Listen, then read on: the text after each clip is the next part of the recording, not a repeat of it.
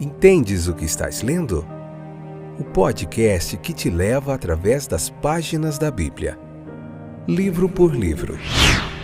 Capítulo por capítulo. Uma exposição bíblica emocionante. Aperte os cintos e embarque comigo nesta viagem.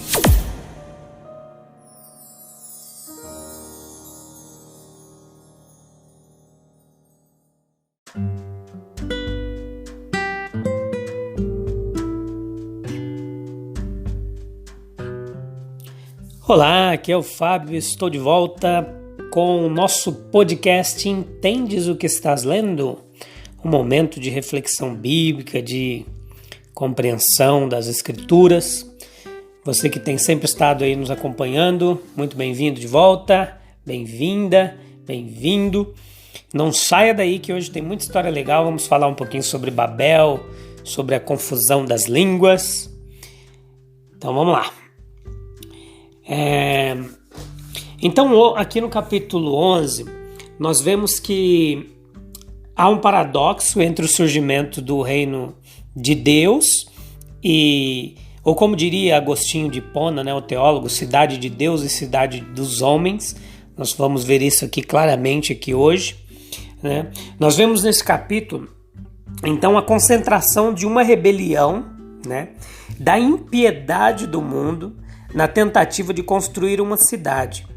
Aqui nós vemos uma revelação de um tipo de poder humano querendo se sobrepor à vontade de Deus, ao propósito de Deus, que era que os homens se espalhassem na terra, se multiplicassem, e eles escolhem ficar em um lugar, né? No capítulo 10 anterior nós vimos sobre muitas nações, o surgimento delas e como elas se espalharam na terra, e isso vai ser a partir do capítulo 11 aqui, da confusão das línguas na Torre de Babel.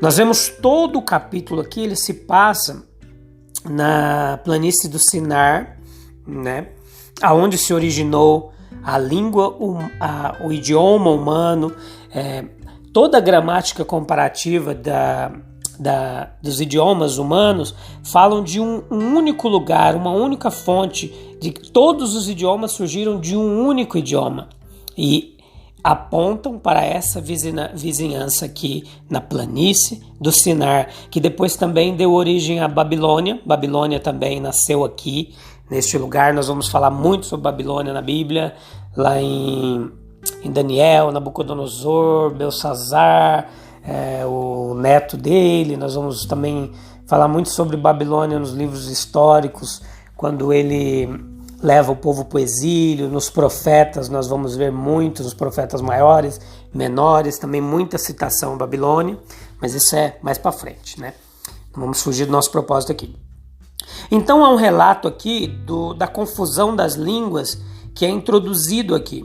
Nós podemos entender que o objetivo principal aqui do capítulo 11 é entender que todos os povos eles se originam daqui, e que acabam formando as nações, eles partem deste único lugar.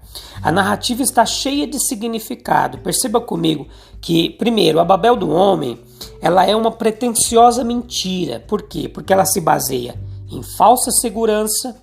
Eles acreditavam que uma torre alta os protegeria de um futuro dilúvio que Deus já havia dito que não haveria mais, com seu símbolo da aliança no céu, arco-íris, com Noé.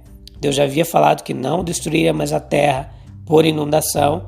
Então é uma falsa segurança. Ocorre aqui também uma falsa ambição, que era alcançar o céu, impossível.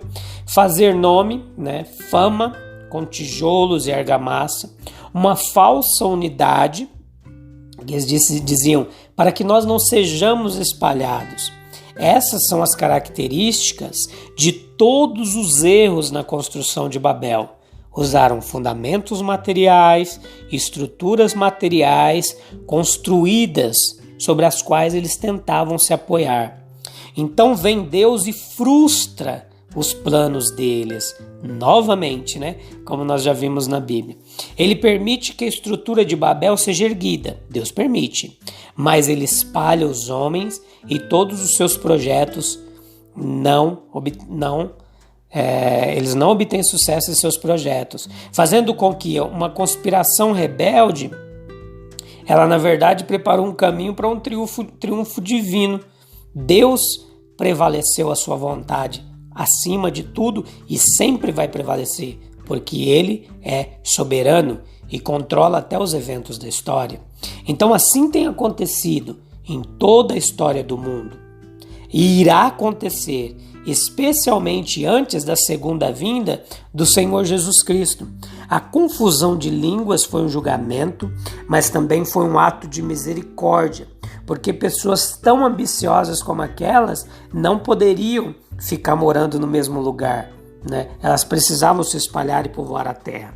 Então era muito melhor que eles fossem divididos.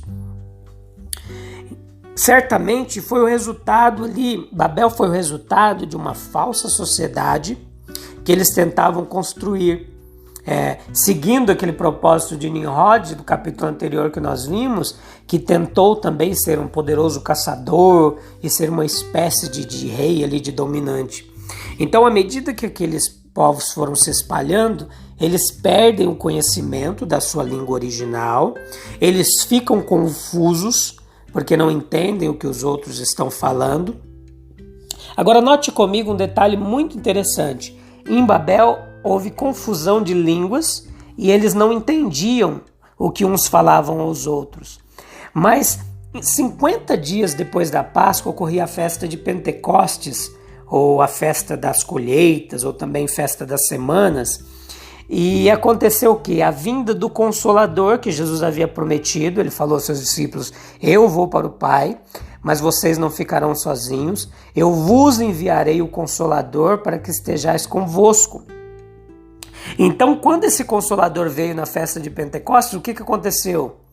Na manifestação de um dom de línguas, eles entenderam uns aos outros, compreendiam o que os outros falavam. Contrário da Babel. Na Babel mentirosa das ambições dos homens, houve confusão.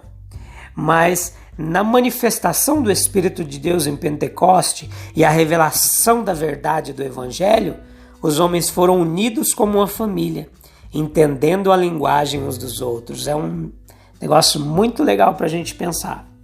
Então Babel era uma construção humana. Aqui nós vemos revelados nessa circunstância muitas das características de Deus, dos atributos divinos de Deus.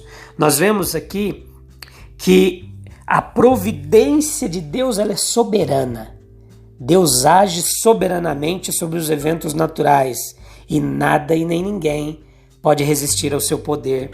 Nós vemos também aqui uma demonstração da justiça retributiva de Deus, aonde os homens recebem segundo as suas obras. Deus, ele é justo, ele dá a cada um segundo as suas obras. Isso é bíblico e certo. Aqui também nós podemos notar o propósito divino, benéfico de Deus na sua atitude, quando ele frustra os planos daqueles homens que tentavam alcançar os céus, para que eles se espalhassem, povoassem a terra e se multiplicassem. Então eles diziam, os homens ali: vamos construir uma cidade, uma torre, cujo cume atinja os céus. Façamos o nome, para que não sejamos espalhados por toda a terra. Esse era o propósito dos homens. Mas lembre comigo que a Noé foi revelada a boa vontade de Deus para com os homens através da aceitação do sacrifício de Noé, a fé de Noé como canal e condição para a bênção, trabalho para divulgar o conhecimento e a confiança do nome de Deus, isto é, ele tem prazer em revelar a respeito de si mesmo. Mas a mente carnal ali daqueles homens estavam resistindo ao Espírito de Deus, porque Noé e sua semente deviam encher a terra. E aqui estava a prova de fé e de obediência, cumprir a palavra de Deus. Mas aqueles homens não confiaram. Eles precisavam buscar a cidade de Deus, mas eles queriam construir a cidade dos homens. Eles escolheram uma cidade para si em busca de segurança terrena, conforto terreno, luxo terreno, mas os homens foram chamados para outro propósito. E qual propósito era esse? Glorificar o nome de Deus. Eles rejeitaram essa chamada.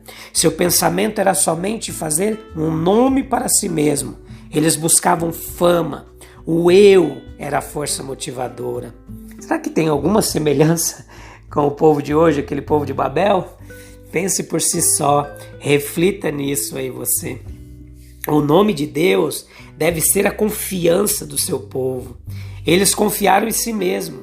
Eles queriam ser o Deus deles mesmos. A torre, por suas próprias mãos, feita por suas próprias mãos, deveria ser o centro de unidade e virou a ser Babel, um lugar de confusão. O amor de Deus, ele une a humanidade. O egoísmo do homem tende à separação. Deus ordenou que eles propagassem, se espalhassem e, unidos na fé e no trabalho, se multiplicassem. Mas eles escolheram a sua própria forma de união. E isso, em vez de os uni-los, os levou à dispersão, sem nenhum vínculo de unidade. Nós sempre estaremos sendo abençoados se seguirmos o propósito divino.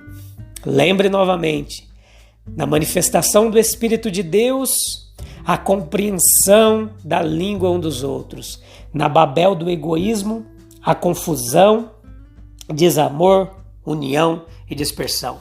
Que Deus te abençoe. Eu te espero na parte 2 do capítulo 11. Nós vamos voltar aqui para ver um pouquinho de Terá, lá a família vai começar a aparecer já algum sinal de Abraão, pai da fé, e nós vamos ver ele no capítulo 12, mas na segunda parte do capítulo 11 nós já vamos começar a ver um pouquinho de Abraão, tá?